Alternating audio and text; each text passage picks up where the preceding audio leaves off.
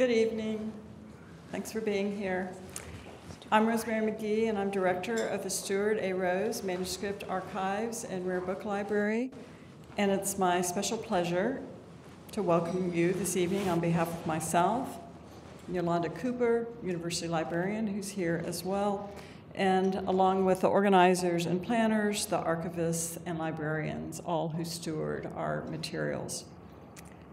On such occasions, I like to share our mission statement.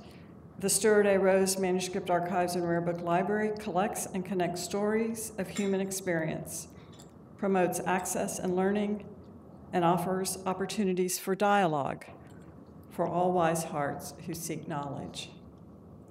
I think you'll see how this program tonight expresses all the dimensions of our mission statement. We have the opportunity to hear some meaningful, if at times difficult, stories, and to understand the portraits of a particular moment in time that continue to shape our world. Leading this evening's conversation will be Randy Gue, curator of modern political and historical collections. Beyond the traditional focus of that role, Randy has steadily expanded materials into areas that document the recent history of the South and Atlanta and beyond, how these stories intersect with larger national and international currents and concerns. As such, we have many collections that tell stories from unique perspectives with an array of multimedia materials. Thus, it is particularly fitting that Hugo Fernandes' photographs are now here at the Rose Library and at Emory. His photographs document stories that are part of our era, but that are also timeless. So I'll now turn the program over to my colleague, Randy Gue, to introduce our guests more fully, and then the conversation will continue from there. Randy, Hugo, welcome. Thanks. Thank you very much, Rosemary. Good evening. How y'all doing? Welcome. Kind of our agenda tonight. I'll introduce our guest. We'll roast him for 45 minutes or so, and then he has agreed to take some questions afterwards, and then we'll break up and continue the conversation informally with some food and drinks. How does that sound? All right. As part of my role at the Rose Library, we do show and tells and instruction sessions for a wide range of students, community groups, and all that. And the first question I always ask is, what kind of stuff does the Rose Library have? And there's silence. And then, after a few beats, right, as a teacher, you have to be comfortable with silence. Then after a few moments, a hand tentatively comes up, and I say, great, what do we have? And they say, old stuff. And you know what? That answer is 100% correct. We have old stuff, and other archives have old stuff. But I'm always a little disappointed by that answer. And I'm disappointed a little bit by that answer because it makes it seem like archives and the materials that we have are somehow remote from the daily concerns of our lives, somehow segregated from them. And so in 2015, when we acquired 43 prints from Hugo's Intimate Strangers series, we acquired them specifically because they talk about our daily lives today. Things that go on, right? Photography. What does Atlanta Celebrates Photography like to say all the time? Photography is the fastest growing art form in the world, right? Thanks to our phones. It also talks about sexuality, his photographs do. Also talk about digital culture, anonymity, all of these things that we think about and navigate on a daily basis. So the next time someone asks you, what does an archive have? Say new stuff, right? Stuff that relates to our lives as we live it. So it is truly my pleasure to welcome Hugo Fernandes. Hugo is a New York City... He's nervous, so take it easy on him. Hugo is a New York City-based photographer. He received his BFA from New York School of Visual Arts. His work is part of the permanent collections of the Kinsey Institute at Indiana University, the Leslie Lohman Museum of Gay and Lesbian Art in New York City, and, strangely enough, Emory University's Stuart A. Rose Manuscript Archive and Rare Book Library. His photographs have been exhibited nationally and internationally at places like Aperture Gallery, Leslie Lohman, the Camera Club of New York, Jennifer Schwartz Gallery, the Museum of New Art, and the Galleria San Ludovico in Parma, Italy. He's also the recipient of a Robert Mapplethorpe Foundation Award. Ladies and gentlemen, please welcome, all the way from Astoria, Queens, Hugo Fernandes.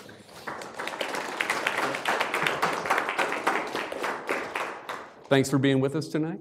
How are you enjoying Atlanta's fall weather? I'm enjoying it. So do you remember the first time that you picked up a camera? Yes. And tell me about that. When was it? What happened? So I was in high school, and I decided to take my first photography class in sophomore year. And I had taken many art classes previous to that in drawing and painting, but when I picked up the camera, I knew that this was the art form that really called to me more than any other. With my camera, I was able to tell stories and document the things in front of me, but what drew me the most to that was that I wouldn't just photograph what I plainly saw, but that I was able to create situations that I wanted to photograph. I was able to create drama and to use lighting that would allow me to best tell the story, something that I was never talented enough to do in painting or drawing. Interesting. So did you know that from the beginning, or did that kind of reveal itself over time? I mean, did you know, right? You pick it up and you're like, yes, this is home? Yes, I wouldn't say maybe when I picked up the camera for the first time, but when I developed film for the first time. So it was a film, specifically It was a film camera, yes. Did you enjoy being in the dark room? I did. I loved being in the dark room.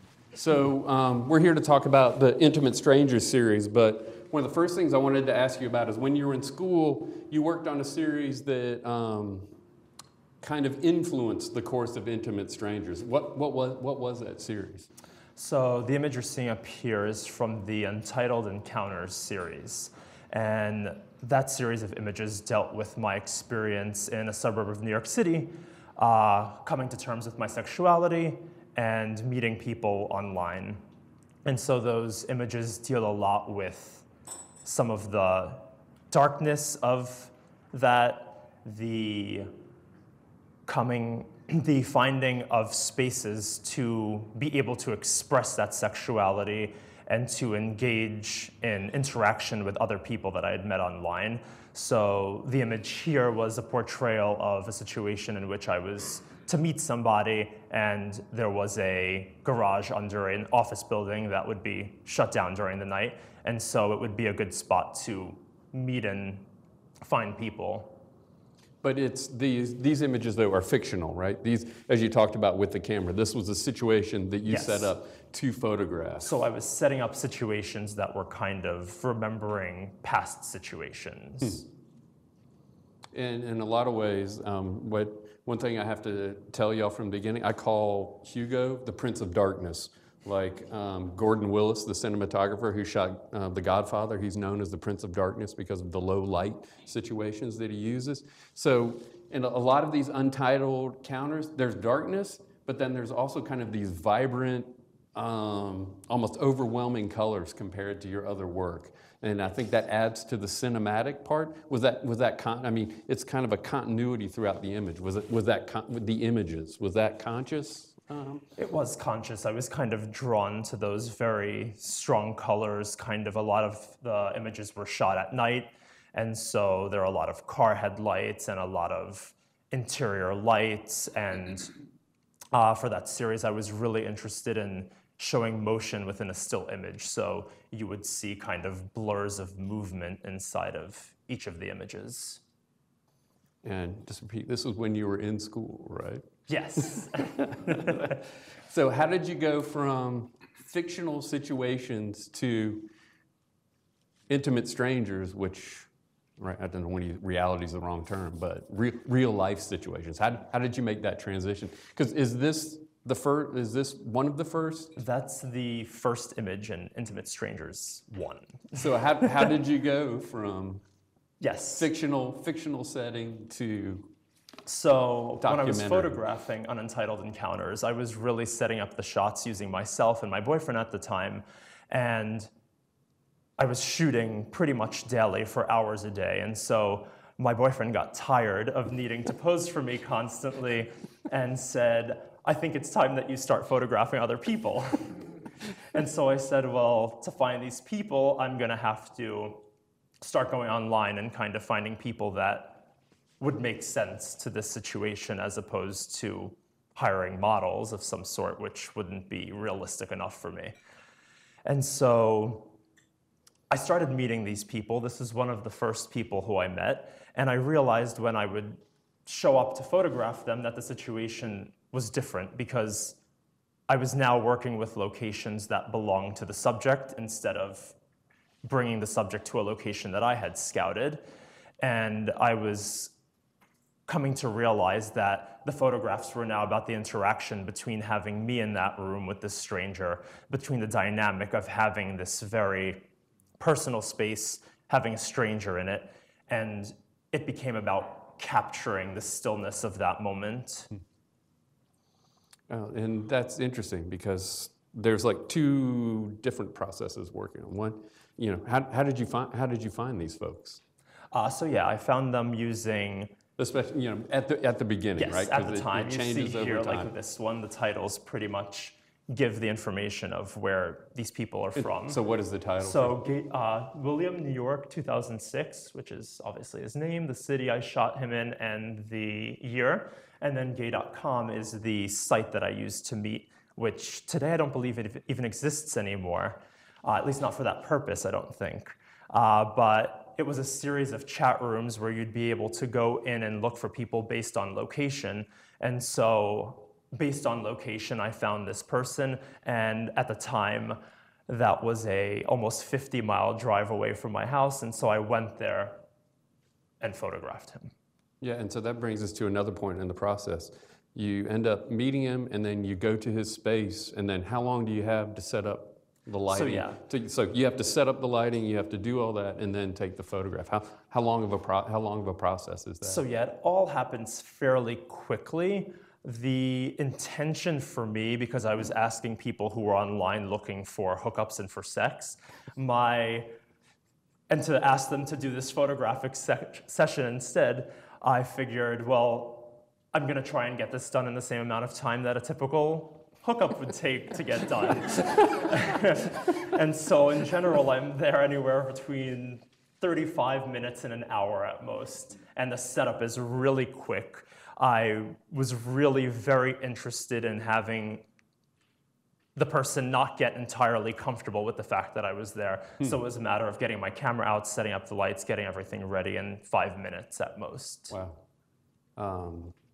That's pretty amazing to walk into a space you've never seen before, set up lights, and be ready to go. So tell me about the people that you got at first.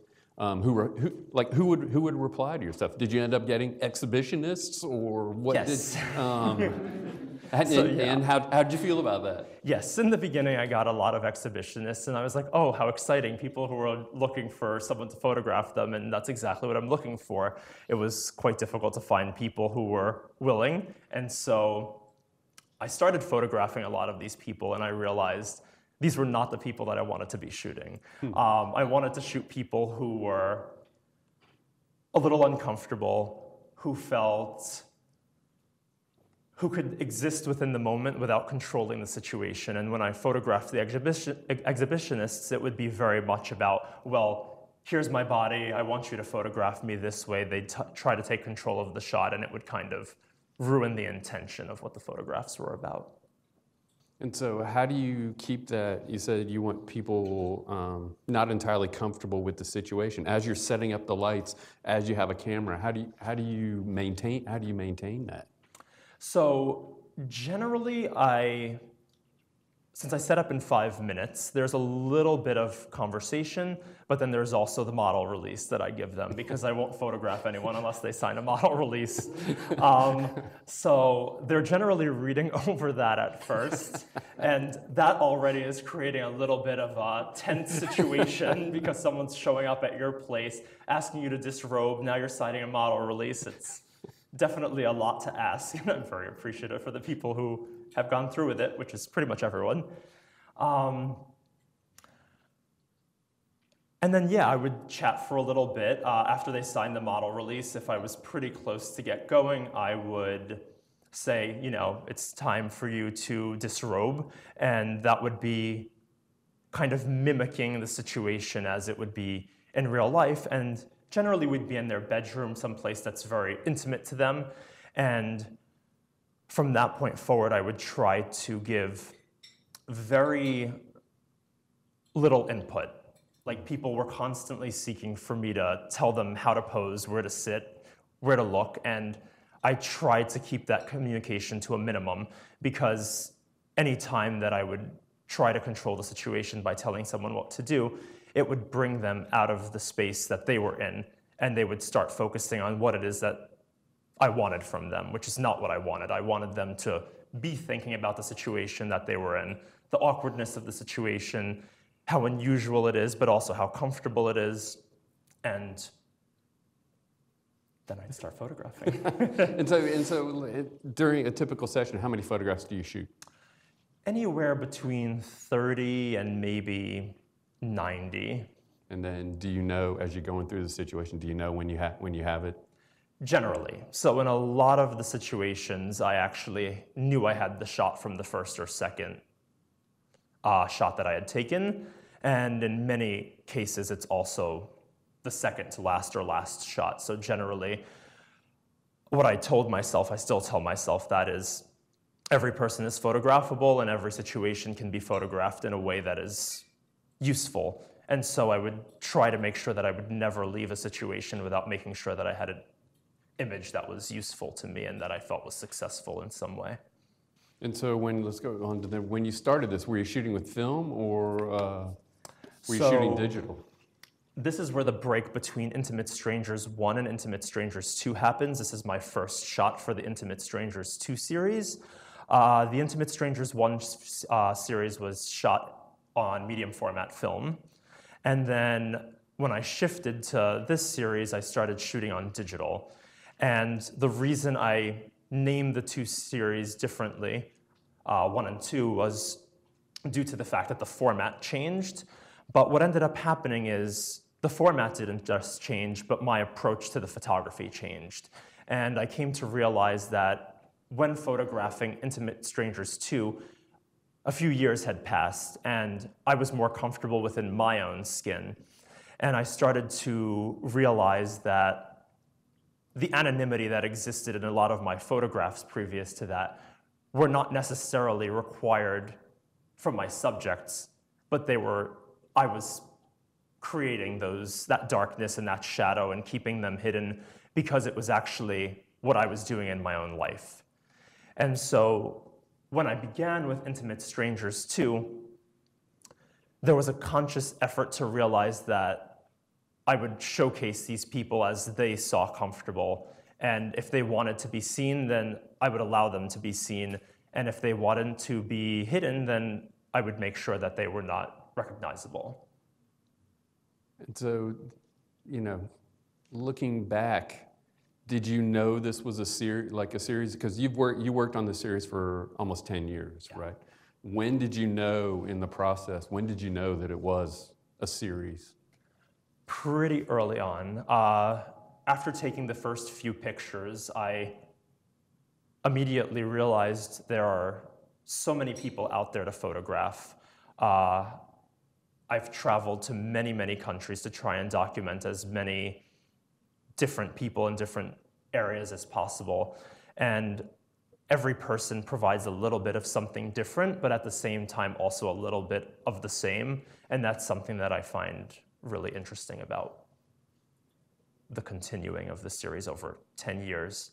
And a lot of the changes that occur with the changes in technology, like moving from websites like Craigslist, where I would have to post an ad and people would reach out to me, compared to a app where I'm soliciting people for this series, and there's a slightly different dynamic between how people act based on how you've solicited them or they've solicited you. Interesting. And when did you have the title, Intimate Strangers? Did that come early in the process? Pretty early on. I was probably about 7 or 8 images in, which at the time was probably 3 weeks in. 3 weeks. But that's early.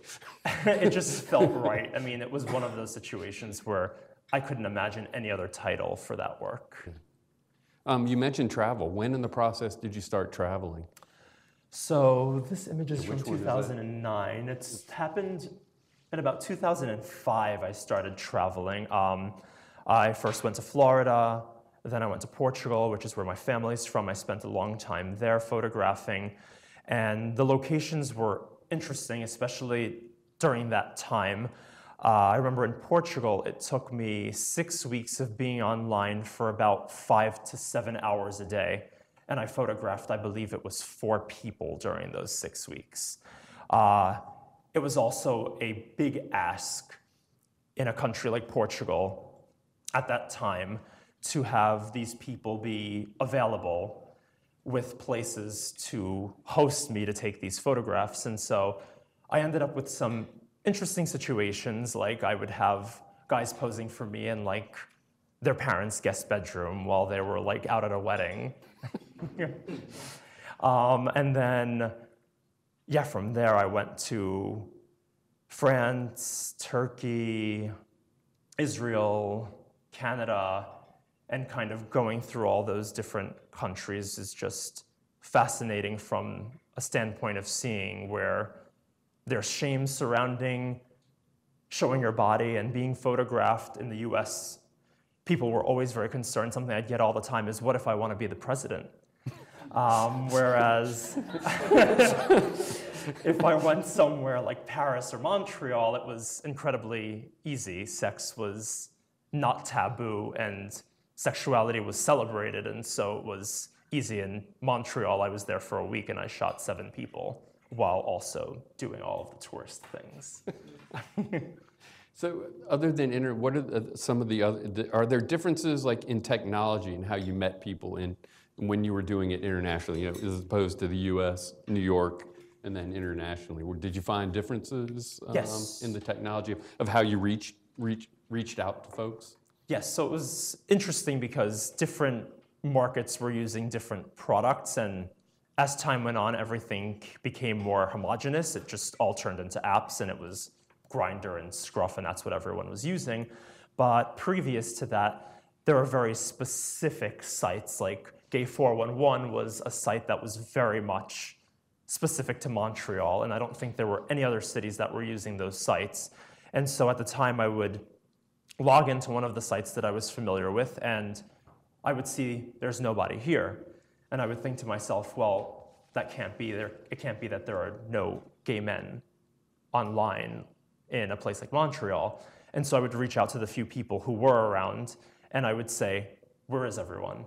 And I would get the information of what sites to use and what the best ways were to meet these people. So, right. So, what about Tel Aviv? What was it like to shoot in Israel?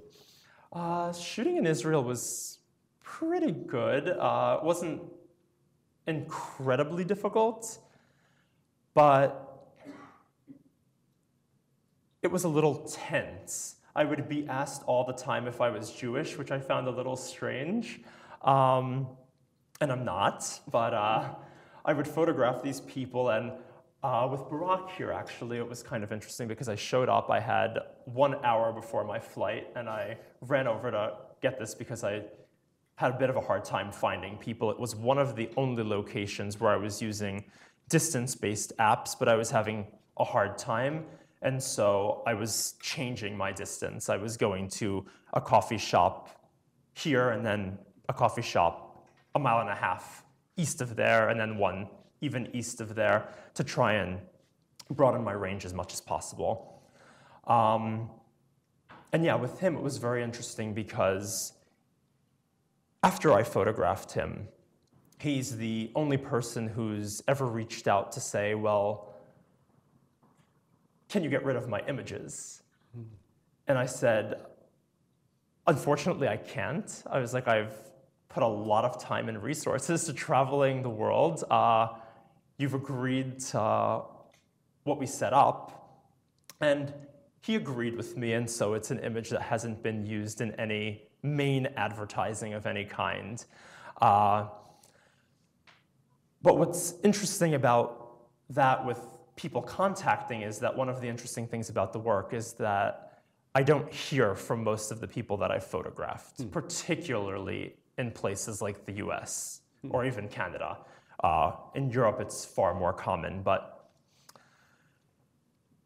throughout the 30 to 40 shoots that I may have done in the Americas, I would say that maybe 4 people have reached out to me to see the images.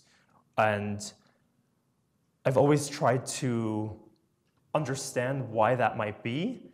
And ultimately, it's just, I find that it's attributed to shame, and that similar to many of the feelings that exist post-hookup, I was finding that a lot of the feelings were the same post these photographs. These photographs were kind of a document of this shameful act. And so even when I reach out to people sometimes to show them the photos myself, it's not uncommon that I get no response. So you don't send, like, image after you take the photograph, you don't send images to the people who sit for portraits, unless they ask? I didn't for a very long time. With Intimate Strangers 2, I actually started to do so, and that's partially because digital was far easier to be able to share images with, and I would also be able to share the images that they wanted to see with them, as opposed to the images that I wanted to use. Oh, interesting. So the ones they wanted to see were different from the ones Well, I you would wanted throw to use? in usually my final selection that I would use, but they had a preconception very often of what their photographs should look like. And the melancholy and the darkness and the sadness was not always exactly what they were looking for. So how do you deal with that? I mean, I'm okay with it. That's exactly what I'm looking for. Right. Maybe it's not what people want to face, but I like to face my demons, and I guess in this way I'm kind of forcing them to face theirs because... Is there you said that people have an expectation, an image of what their photo is going to look like. Did you find that was kind of standard across places that you visited, that expectation? No. So the places where there was less shame to sexuality, people were a lot freer, whereas places where they weren't, there was more of a rigidness, and they were more expecting that they would get some kind of, Vogue-looking image or something more commercial.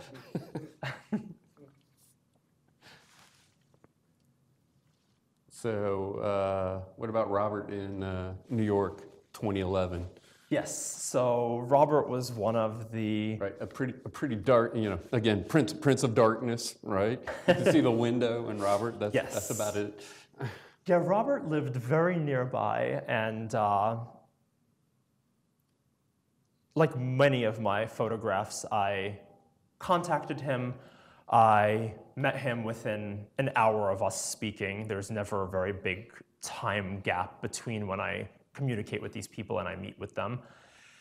And when I got there, it was one of the more uncomfortable situations. He was visibly unsure whether he wanted to take the photographs or not. He seemed very body conscious. And so we did the photography, we kind of chatted through a little bit, but there was a kind of discomfort that went throughout the whole shoot. And I feel the image kind of portrays a little bit of that discomfort, and the discomfort was there not just for him, but he was making me uncomfortable, and that I was standing in front of this person, seeing them being in this state.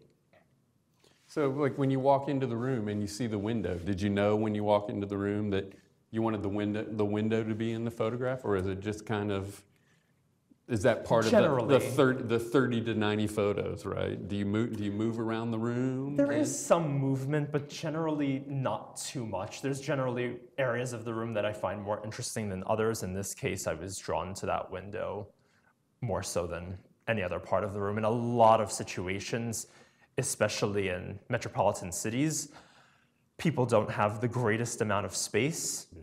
And a lot of times you're looking at the spaces that they've created for you to some degree. So a lot of times you'll be looking at this photo that looks like everything is, completely put together. But if I was to turn around, the room's actually an absolute disaster where everything was kind of like thrown over to the corner. And I've used that before because sometimes I find that interesting, but to some degree, a lot of people like to control what areas are available to you. And I like honoring that because I'm also photographing the spaces that they've prepared for the stranger to walk in and document. Interesting. So they like stage manage it before you show up. What about Jimmy in Miami? Yes. So yeah, Jimmy is one that answered a Craigslist ad quite late in the stage of people using Craigslist. But I was in Miami. I was not in the Miami metro area. I was in Fort Lauderdale. I was having a hard time finding people on the apps. And so I said, well, the apps don't really allow you to search for people in a nearby city. So I was going to try and hit up another resource. And so I tried Craigslist, where I had to post an ad saying, well, I'm looking for people to post for me. And if you're interested, reach out and we can chat more about it. Posted a few images, and it's located in the Men Seeking Men section. So Jimmy reaches out, and his interest comes from the fact that he's a choreographer and a dancer, and he's interested in the art form of it. So go to his apartment, and we do the photo shoot, and he's far more confident and comfortable than a lot of other people, and you can kind of see in his stature that he's a dancer, and there's kind of a easiness about it. And so it's one of the faster shoots that I do. I do maintain contact with him afterwards because now you have a person who's interested in the photographs themselves, so this is not completely wrapped around in shame in any way through this sexual situation. And so he stands out from the others a bit in that way.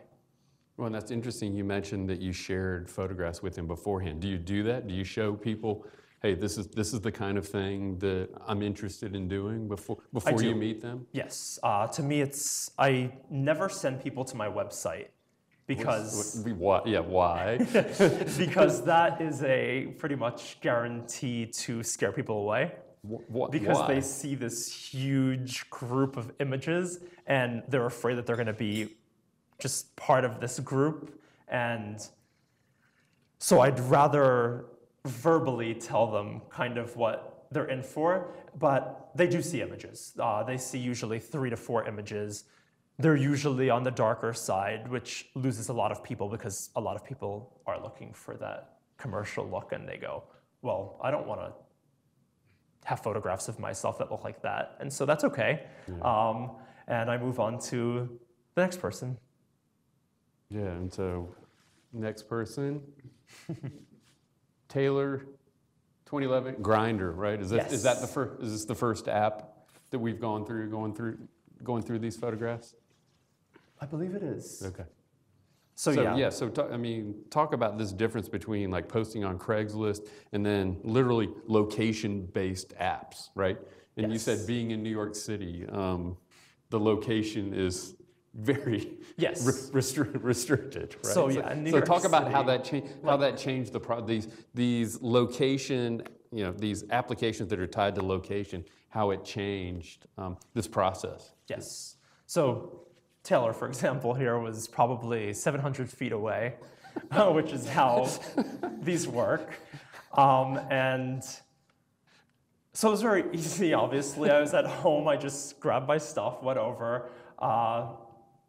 But what changes there is there's this immediacy because you no longer have to consider the distance, the travel, how to get there. I mean, you walk out of your house, you walk there, and you're there. Whereas in the past, it might be, well, this person's a mile and a half away. Is it worth it to jump on a bus or a train or whatever the method of transportation is? Now, 750 feet away from me in New York City are not places with a whole lot of space. So I walked into this room, and it was a tiny little square that could fit 1.5 twin beds. And so I walked in and I said, I don't have the space to photograph here. I don't know what I'm going to do. And so we actually ended up having to close the door to his bedroom, which I'm not sure how visible it is, but on the right there. And we pushed the bed against the bedroom door so we could get a little bit of space. I moved all the way back, and during a lot of the shoot, I would compose against the wall. Then I would move my head away, and I would push the camera back against the wall, knowing that I was gaining another 5% of space. And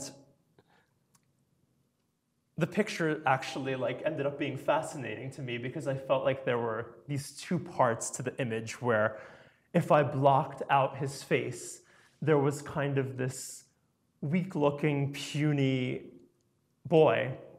But then if I flipped it and I covered the body, there was this face with this intensity. And I was interested in the fact that there was this dynamic between those two parts of the image. So in a situation like that, what size lens do you use, right? The widest you got? It's pretty much the widest. But because I don't want to, I am shooting portraits, I don't want to distort the way people look. Yeah. Pretty much something like this was 24 millimeters, which 24. I generally would not use, but had to. So what do you usually use, like 50 or something 50 like that? 50 is common, 35, Yeah. Let's see, what else we have? Aaron, Seattle, right? The image that you see all around. Yeah. Why you sent me this image, right? Why did you send me this image to promote the talk? So Aaron from Seattle is an image that I'm drawn to a lot, partially because of who he is and how open he was. I was only in Seattle for a day. I reached out, and he happened to be off duty from his job at the Navy. And so I show up at his apartment, and he's incredibly comfortable, and he has no issues with being visibly recognized or anything like that. Sort of uncomfortable, but very open to anything. And in Seattle, he has this kind of enormous apartment, so it was one of my longest photo shoots because there was so much area to work in. But I ended up choosing this shot where he's on the bed and he's kind of framed inside of these sheets. There's kind of darkness, but a little bit of shadow, and just something about his feeling towards being photographed kind of stood out for me. I'm not sure I could quite define it. It's interesting because it's also one of the lighter, the more lit images. So was this part of that process where you said, as you got more comfortable with who you were and as you got deeper in the series, the photographs ended up becoming lighter and lighter and lighter. So is this kind of an example of that process? To an extent, most of Intimate Strangers 2 already is, but certainly his openness to being photographed and being so okay with it played a part in that, which most people have some reservation. And so I've mixed in a little bit more darkness, but with this one, it wasn't as much of an issue. All right, and speaking of darkness, oh no, sorry. Clinton. Yes. Was that his choice or your choice? Yes, that was the darkest photo shoot I've done. It says the man who's done a lot of dark photo shoots. So yeah, on that one it was interesting because in 2015 in San Francisco, I didn't exactly expect to find someone who was so deeply ashamed of his sexuality and who he was, but also had this very, very strong desire to be photographed, which I still don't quite understand, but he wouldn't even give me his address. I had to meet him on the corner of where his building was. We walked into this apartment, which was this long row of doors, and he was maybe like 15 or 16 in. And we get in there, and it's this tiny little studio. And he's like, you have to make sure that I can't be recognizable. And so he's kind of like twitching while I'm doing the photo shoot. Wow. And I'm feeling the tension of that situation. And I'm finding that the most interesting way to photograph him is actually kind of straight on. And so he's like, I don't want to be seen. I don't want to be seen. And I'm like, well, you don't have to worry about it. Like, your face is in shadow. And so the photo shoot lasted about 18 minutes. And I left, and I ended up with one of my favorite photos from my series, which is this image that has some information as to who this person is, but the face is also completely cloaked in darkness. Yeah. Did you hear from him after the shoot? Definitely not. So that brings us about towards the end, but I want to hear about this. Are you still working on Intimate Strangers now? I am not. You are not. So done with it? the project is not necessarily at the end, but it's on pause. Something that I've always been interested in with Intimate Strangers is how the photographs would change as I get older. And so it's something that I am considering returning to. Perhaps in 10 years I would revisit it, and perhaps in 10 years I would revisit it once more and see how the people who I get in the room change, how the dynamic between the two of us change. But at the time, I have taken a pause to work on other projects. So then, what are you working on now? So right now, I'm working on a series of images that deal with, similar to what I was working on with Intimate Strangers and with Entitled Encounters, sexuality, my personal sexuality, deep-seated issues that cause me to live and act in a certain way in my everyday.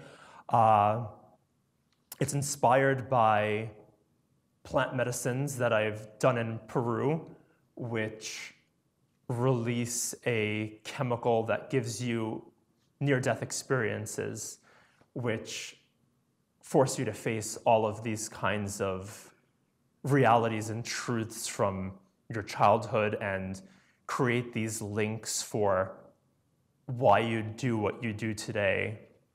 And so my photographs have focused on kind of discovery, dealing with trauma and deep-seated issues, and at the same time focusing on my relationship and exploring how those issues are present in the relationship and how to have a relationship that exists more solidly based on addressing the things that I might not want to talk about, as opposed to ignoring them. So have you shown any of this work publicly? I have not. So we're going to see the first image from this series. So briefly, tell us about this. So this image is my partner and I. We're traveling, and I was in Phuket in Thailand, a place that I thought was absolutely awful, the worst place I've been in Thailand, and the only place I would not recommend anyone to go in Thailand. And I said, okay, well, I'm going to work on my photography instead. And while in Phuket, I had access to this beautiful bathroom with this shower, with this jacuzzi tub. And so I was setting up for the shot, and my partner was there just waiting for me to get ready. And we started talking about kind of our experiences through plant medicine and some of the issues that we might have and bring to the table and that hold us back from being more complete with one another. And I set the camera up on a self-timer, and I ended up with this shot that was the two of us kind of having this conversation. And I'm kind of against the wall, having a bit of a hard time, like, expressing all of these things. Also drawn to the fact that there's this separation between the two of us created by the foggy glass, and the fog being a metaphor for the fogginess that exists if we don't address some of the issues that might be there. Great. Thank you for sharing it with us this evening. All right. Thank you very much. Are you willing to take some questions? Sure. Any questions, y'all? We'll get down here first, and then get you in the back. Hi there. Thank you so much. I have a three-part question, and it will be done in 10 seconds. I'm going to request that you choose sides. I love the title. It's compelling. Intimate Strangers. If you had to choose sides, which would you choose in terms of your subjects? Are they strangers or are they intimates? A. B. Why? C. Are you sure? So I would say that they're both. I would say they are strangers. I've never met them before. I've never spoken to them usually, but before the hour in which I've met them. But the situation is quite intimate. I'm in their personal space. They're naked in front of me. And we're sharing in something that is incredibly private while also creating a record of it so that it remains very public. Great, thanks. This first one will lead to a more personal question, but I vaguely remember from long ago being impressed by a series of photographs at the University of Tennessee back in the middle 80s. I don't remember the name of the photographer, that's the question. Who photographed Let Us Now Praise Famous Men? Yeah, Walker Evans. Yep. At any rate, Mr. Evans and a man named Gordon Parks are the only photographers I'm familiar with. Have you been influenced by any photographers? Yes. So my biggest influence, who is not a photographer, is the painter Caravaggio. It's where I kind of drive my inspiration for lighting from. Interesting. You hadn't mentioned that before. Yes. And then for photographers, I first discovered Philip Lorca's Hustler series while I was working on this project. And it became a topic of debate within my thesis class at the time as to where they were different. And where they were different was that the images that Philip Lorca de Courcia was creating were of these paid hustlers, and they were being photographed by a heterosexual man who was looking at these people, whereas I'm in a room with these people sharing in our relationship, our dual sexuality with each other. As far as other photographers, Laura Latinsky is a photographer that I highly respect. Lorna Simpson is one of my favorite photographers and artists. I'm